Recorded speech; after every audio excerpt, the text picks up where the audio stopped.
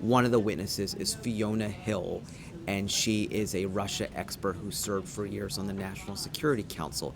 She basically implored Republicans on the committee to stop what she said is a fictional narrative that somehow it was Ukraine and not Russia that interfered in the 2016 presidential election.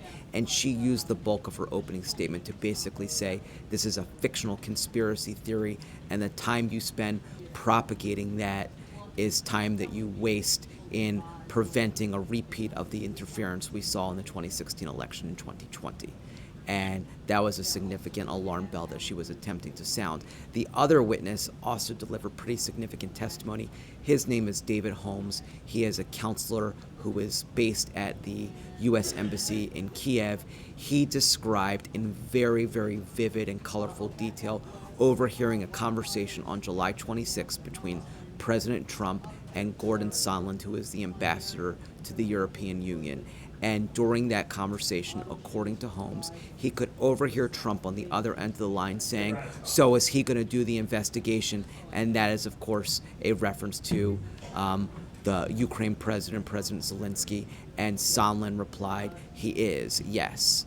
And that's a really significant account. It tells you a couple different things. One, it tells you how deeply interested and committed the president was, even after he has the call with President Zelensky one day earlier, to making sure that President Zelensky is indeed going to follow through on his commitment, or what the president thinks is his commitment, to announce corruption investigations into Vice President Joe Biden. And one of the things that was also really interesting is that, according to David Holmes, after Gordon Sondland hangs up, Holmes says, is it really true that the president doesn't care, used an expletive, about Ukraine? And Sondland says he only cares about the big stuff. And the big stuff, according to Gordon Sondland, involved an investigation into the Bidens. And so that undercuts the idea that this was only about Burisma, the Ukraine energy company, and not somehow about the Bidens.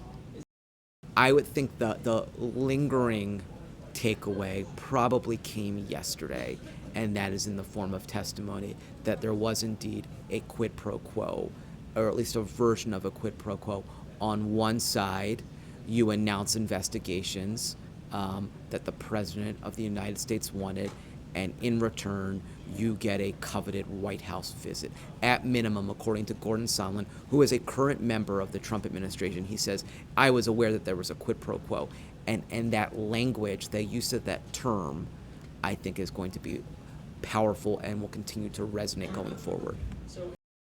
No, we're not seeing any Republican cracks, because what Gordon Sondland could not do is sort of undercut the Republican talking points, which is these investigations never happened. So whether or not the president wanted an announcement or investigations, nothing actually moved forward.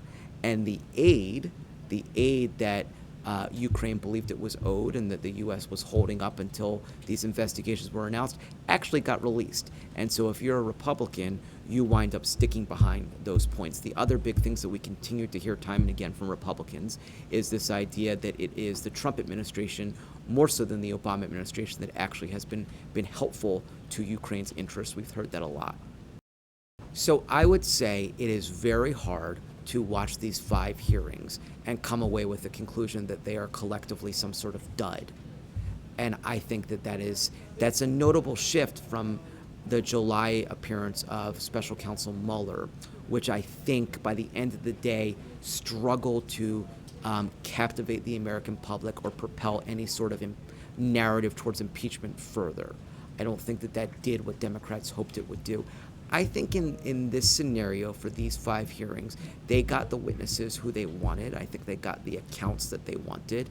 And I think that the witnesses delivered testimony that mirrored what they said behind closed doors, and basically does support this idea that the president wanted a politically charged investigation into a political rival and had in mind a quid pro quo.